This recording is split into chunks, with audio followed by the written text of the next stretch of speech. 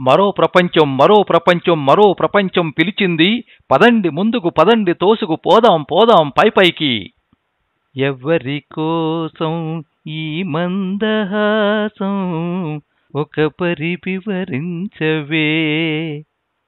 నేడు మహాకవి శ్రీశ్రీ జయంతి. మహాప్రస్థానానికి యోగ్యతాపత్రం రాస్తూ కృష్ణశాస్త్రి బాధ ప్రపంచానికి బాధ, ప్రపంచపు బాధ అంతా శ్రీశ్రీ బాధ అన్నాడు చలం. అసలు ఎవరి శ్రీశ్రీ? తెలుగులో కవిత్వం పేరెత్తగానే అందరి తలలు ఆయన వైపు ఎందుకు తిరుగుతాయి?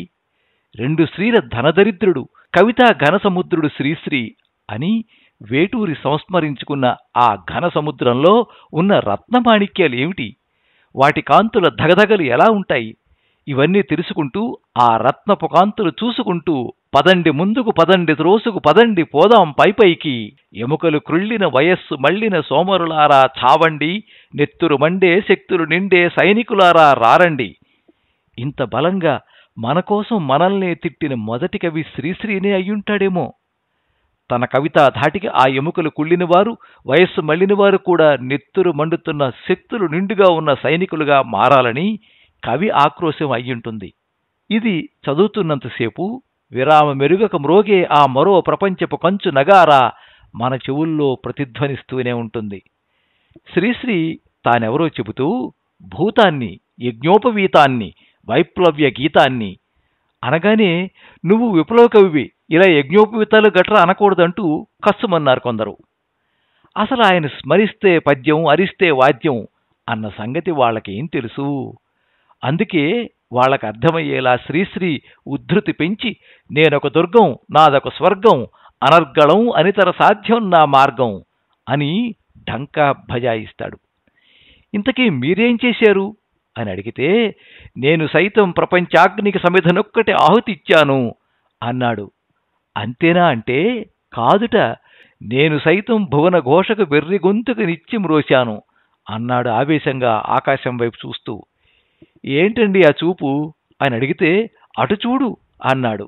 అక్కడ యముని మహిషపు లోహఘంటలు మబ్బు చాటున కణేల్మన్నాయి, నరకలోకపు జాగిలమ్ములు గొలుసు త్రించుకు ఉరికి పడ్డాయి. భయం వేసింది.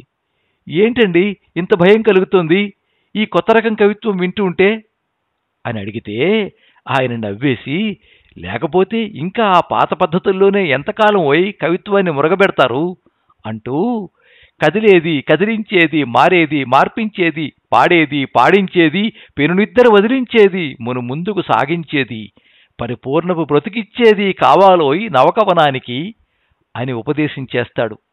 అసలు కవిత్వానికి ఎలాంటి కవితా వస్తువులు తీసుకోవాలండి అని అడిగామా, కుక్కపిల్ల, అగ్గిపుల్ల, సబ్బుబిళ్ళ హీనంగా చూడకు దేన్ని, కవితామయమేనోయ్ అన్నీ అంటాడు. ఆయనకు ప్రపంచమొక పద్మవ్యూహం, కవిత్వం ఒక తీరని దాహం. అందుకే ఓ కవిత ఓ కవిత అని ఆయన గొంతెత్తి పాడితే కవి సామ్రాట్ కళ్ళనీళ్లు పెట్టుకుని ఈ కవిని కౌగిలించుకున్నాడట. పొలాలనన్నీ హలాల దున్ని ఇలా తలంలో హేమం పిండే, విరామ మెరుగుక పరిశ్రమించే కర్షక వీరుల ఘర్మజలానికి ఖరీదు లేదంటాడు ఈ కవి. కూటి కోసం కూలి కోసం పట్టణంలో బతుకుదామని తల్లి మాటలు చెవిని పెట్టగా బయలుదేరిన బాటసారి కష్టం మనకు కష్టం కలిగించేంతల్లా చెప్పి చివరికి అతను మరణిస్తే పల్లెటూళ్ళలో ఉన్న అతని తల్లికి పాడుకలలో పేగు కదిలిందంటాడు. ఈ ప్రపంచంలో ఉన్న మనమంతా బానిసలం, గానుగులం, పీనుగులం అంటాడు. మనది ఒక బ్రతికేనా కుక్కల వలె నక్కల వలె, మనది ఒక బ్రతికేనా సందులలో పందుల వలె అని చీత్కారంగా చూస్తాడు. అసలు ఈ ప్రపంచంలో సాయంత్రం అయ్యేసరికి ఒక్కొక్కడికి ఒక్కో రకం సమస్య అంటాడు. రాక్సీలో హాలీవుడ్ హీరోయిన్ నార్మా షెర్రర్ సినిమాకి వెళ్లాలా, లేక బ్రాడ్వేలో కాంచనమాల సినిమాకి వెళ్లాలా అని ఒక విద్యార్థికి సమస్య అయితే, ఉడుపి శ్రీకృష్ణ విలాసులో బాదం హల్వా తినాలా లేక సేమియా ఇడ్లీ తినాలా అన్నది ఒక ఉద్యోగికి సమస్య అయి కూర్చుంటుందంటాడు. ఇక చివరిగా ఇటు చూస్తే అప్పుల వాళ్ళు, అటు చూస్తే బిడ్డల ఆకలి, ఉరిపోసుకు చనిపోవడమో సముద్రమున పడిపోవడమో సమస్యగా ఘనీభవించింది ఒక సంసారికి అంటూ ముక్తాయింపునిస్తాడు.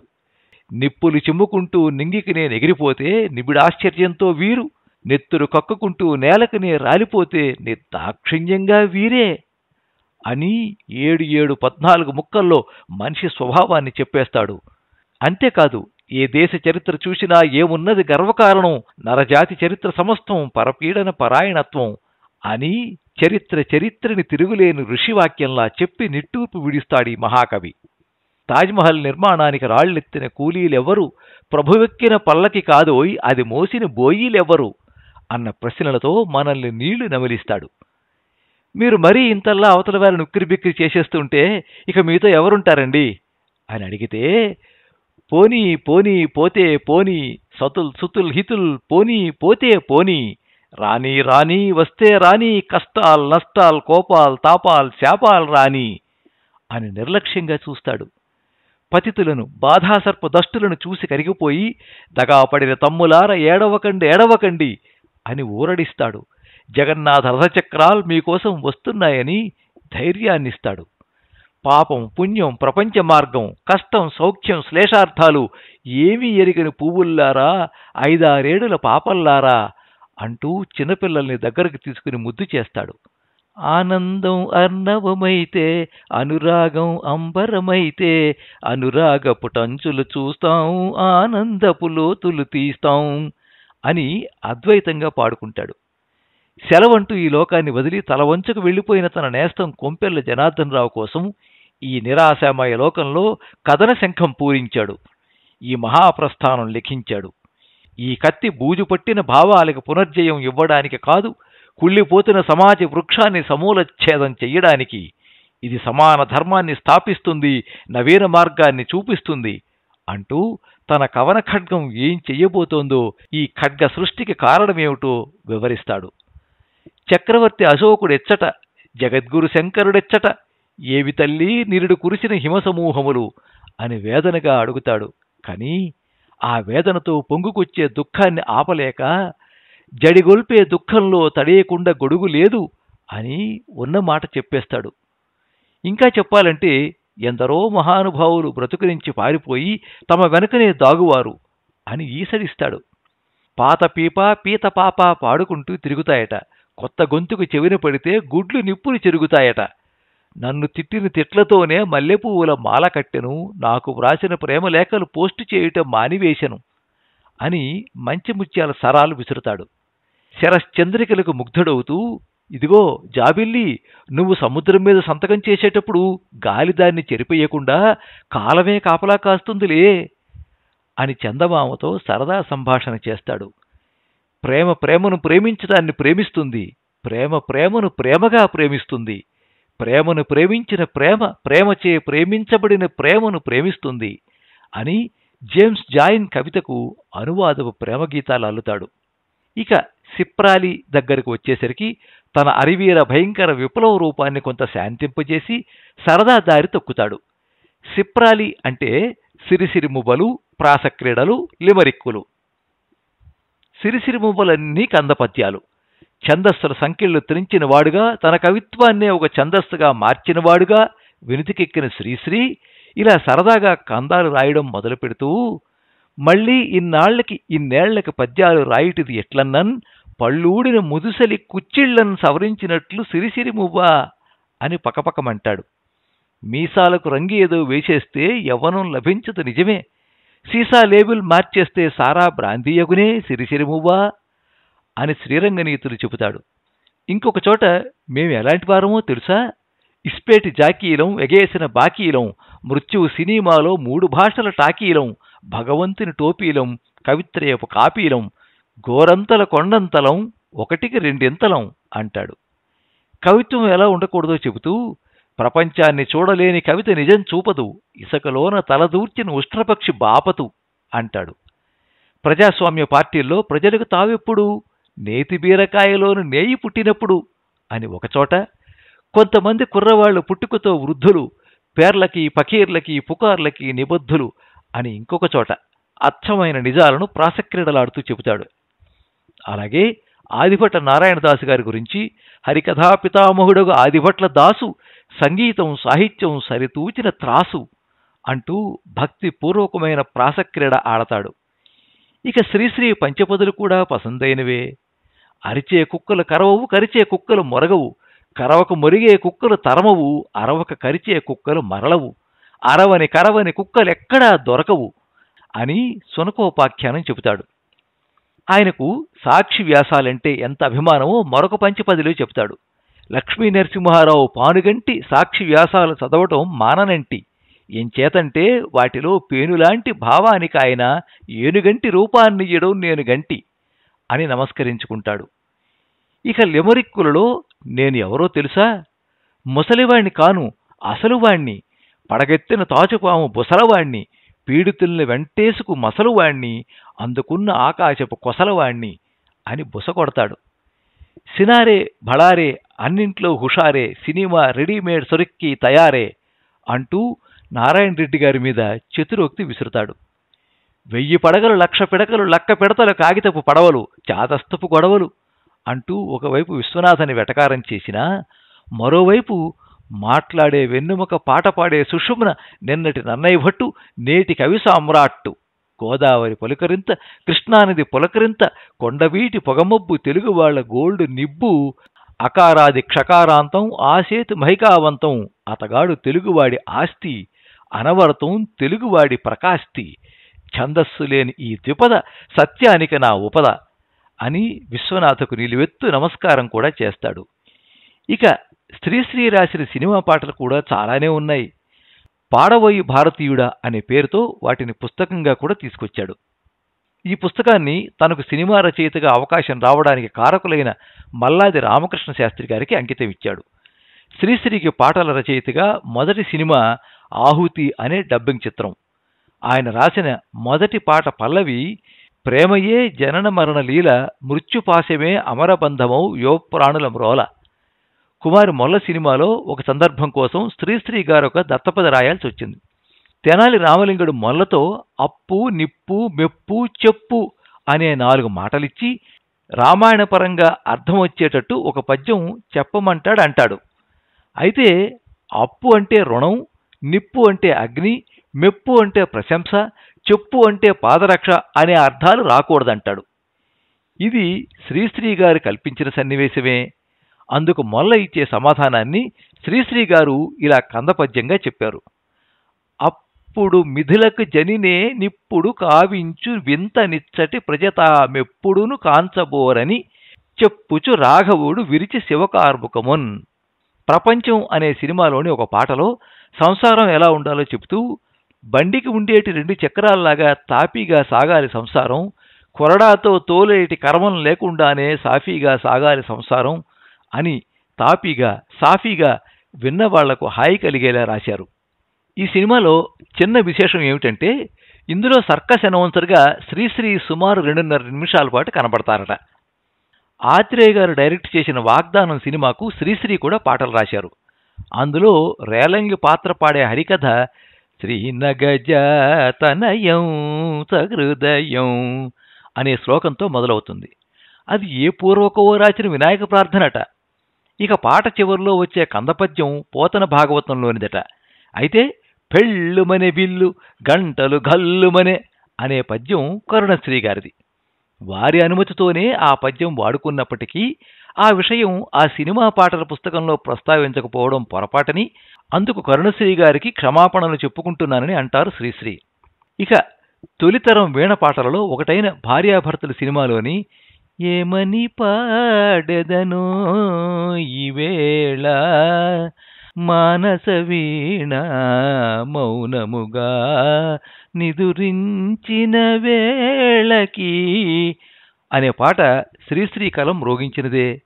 జగమే మరచి హృదయ విపంచి గారడిగా వీధి చరించి కలత నిధులలో కాంచిన కలలే గాలి మేడలై కూలిన వేళ అని అక్కినేని మంచి మనిషిగా మారలేదనుకుని కృష్ణకుమారి వేదన ఆలాపన చేస్తుంది. కృష్ణకుమారి వేదనకు అనుమానానికి కారణం ఉంది. అంతకుముందు అక్కినేని ఓ బాల నీ వయ్యారమించి మరులుకుంటేనే చాలా ప్రేమ పాఠములను చదువుకుంటేనే అని ఎంతోమంది అమ్మాయిలతో కలిసి జోరుగా హుషారుగా షికారు చేసిన విషయం ఆవిడికి తెలుసు. అదన్నమాట సంగతి. కానీ తన మాంగల్య బలాన్ని బలంగా నమ్మిన మహానటి మాత్రం ఆకాశ వీధిలో అందాల జాబిలి ఒయ్యారి తారను చేరి ఉయ్యాల లూగెనే సయ్యాటలాడెనే అని అక్కినేనితో కలిసి ప్రేమ పరవశంతో పాడుకుంటుంది. ఇక వెలుగు నీడలు ప్రతి ఒక్కరి జీవితంలోనూ ఉంటాయని, అధైర్యం వలదని జగ్గయ్య భార్య అయిన సావిత్రికి చెబుతూ, కలకానిది విలువైనది బ్రతుకు కన్నీటి ధారలలోనే బలి చేయకు అంటాడు అక్కినేని. అంతకుముందే గిరిజతో కలిసి హాయి హాయిగా జాబిల్లి తొలి రేయి వెండి దారాలల్లి మందు జల్లి నవ్వసాగే ఎందుకో మత్తు మందు జల్లి నవ్వసాగే ఎందుకో అని పాడుకుంటాడు. అసలు భాగ్యం అంటే ఏమిటో, స్వర్గం అంటే ఎలా ఉంటుందో తెలియాలంటే డాక్టర్ చక్రవర్తిని అడగాలి. నిన్ను నిన్నుగా ప్రేమించుటకు నీకోసమే కన్నీరు నించుటకు నేనున్నానని నిండుగా పలికే తోడొకరుండిన అదే భాగ్యము అదే స్వర్గము అంటాడాయన. ఇంకా సింపుల్గా చెప్పాలంటే, మనసున మనసై బ్రతుకున బ్రతుకై తోడొకరుండిన అదే భాగ్యము అదే స్వర్గము అన్నది ఆయన ఉద్దేశం. అలాగే వేరే చోట నా హృదయంలో నిదురించే చెలి కలలలోనే కవ్వించే సఖీ మయూరివై వయారివై నేడే నటనమాడి నీవే నన్ను దోచినావే అని ఎంతో ఆరాధనగా పాడుకుంటాడు అక్కినేని. శ్రీశ్రీని ఎవరో అడిగారట, ఆ నిద్రించే చెలి ఎవరని. కమ్యూనిజం అని జవాబిచ్చారట శ్రీశ్రీ. అన్ని పాటలు అక్కినేనికేనా అంటే, సర్లే కాని అని ఆ మబ్బు తెరలలోన దాగుంది చందమామ ఆ సిగ్గు పొరలలోన బాగుంది సత్యభామ ఏమంది సత్యభామ అని నందమూరితో అడిగించి, ఏమందో ఏమో కాని పరిహాసాలే చాలునంది శ్రీవారిని 5-6 అడుగుల దూరాన ఆగమంది అని అంజలీదేవితో జవాబు చెప్పించారు. అసలు శ్రీశ్రీ తలుచుకుంటే ఎన్టీఆర్తో యముడి మీద తిరుగుబాటే చేయించగలరు. సమరానికి నేడే ప్రారంభం యమరాజుకు మూడెను ప్రారబ్ధం నరకలోకమున కార్మిక శక్తికి తిరుగే లేదని చాటిద్దాం అని ఆ నందమూరి అందగాడితో పాటలు పాడించనుగలరు. ఆ మహాకవి అంతటి శక్తిమంతుడైనా మనబోటి వాళ్ల దగ్గరికి వచ్చేసరికి ఎవరో వస్తారని ఏదో చేస్తారని ఎదురు చూసి మోసపోకుమా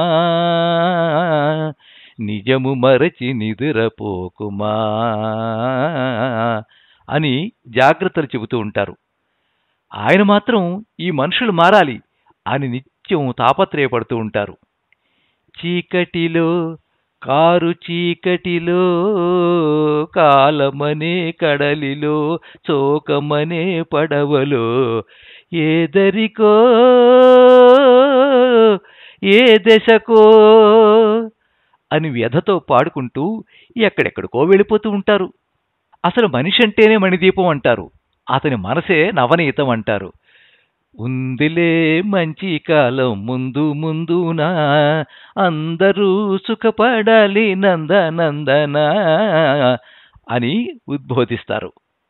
అందరి కోసం ఒక్కడు నిలిచి ఒక్కని కోసం అందరూ కలిసి సహకారమే మన వైఖరి అయితే ఉపకారమే మన ఊపిరి అయితే అంటూ ఆ మంచి రోజులు రావాలంటే ఏం చెయ్యాలో కూడా ఆయనే చెప్తారు. ఆ తర్వాత పాడవోయి భారతీయుడా ఆడి పాడవోయి విజయ గీతిక అని ఉత్సాహాన్నిస్తూ స్వాతంత్ర్యం వచ్చెనని సభలే చేసి సంబరపడగానే సరిపోదోయి, సాధించిన దానికి సంతృప్తిని పొంది అదే విజయమనుకుంటే పొరపాటోయి అని విషయం వివరిస్తూ, ఆగకోయి భారతీయుడా, కదిలి సాగవోయి ప్రగతిదారులా అని దిశానిర్దేశం చేస్తారు. కొంచెం ఈ కాలం నుండి అలా వెనక్కు వెళితే అక్కడ ఎవరి కోసం ఈ మందహాసం ఒక పరి వివరించవే, సొగసరి ఒక పరి వివరించవే అని అభిమన్యుడు, చెలుని కోసం ఈ మందహాసం గడుసరియేమని వివరించను అని ఉత్తర యుగళ గీతం పాడుకుంటూ ఉంటారు. ఎక్కడైనా చక్కటి వెన్నెలలో ఇద్దరు అమ్మాయిలే కూర్చుని కనబడితే ఒకరిని వీణ వాయించమని చెప్పి ఇంకొకరితో పాడవేల రాధిక ప్రణయ సుధా గీతిక, ఈ వసంతయామినిలో ఈ వెన్నెల వెలుగులలో జీవితమే పులకించగా అంటూ పాట పాడిస్తారు. బొమ్మను చేసి ప్రాణము పోసి ఆడేవు నీకిది వేడుక అని రాసి వీటూరు గారు రాసి అలా ప్రక్కకు వెళ్ళగానే, ఒకనాటి ఉద్యానవనము నేడు కనము, అది ఏ మరుభూమిగా నీవు మార్చేవులే అని మిగతాది రాసుకు వెళ్ళిపోతారు.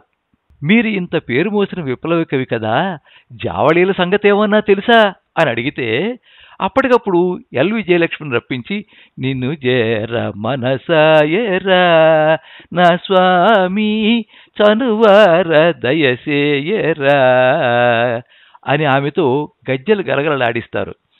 మగువ కోర మొగమాట మేలరా, బిగువ మాని జబరాలి నేలరా అంటూ శృంగారం ఒలికెంపు చేస్తారు.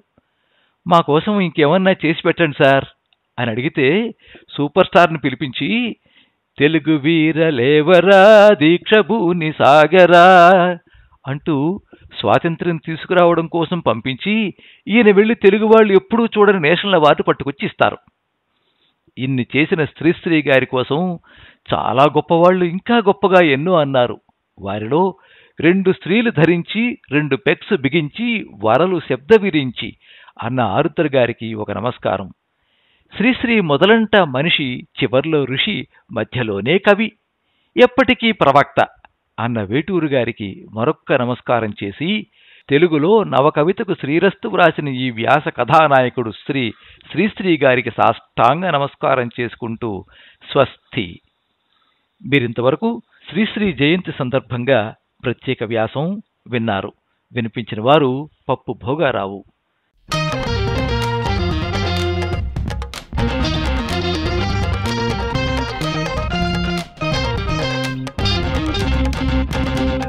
మీ అమూల్యమైన అభిప్రాయాన్ని కింద కామెంట్ బాక్స్లో రాయండి.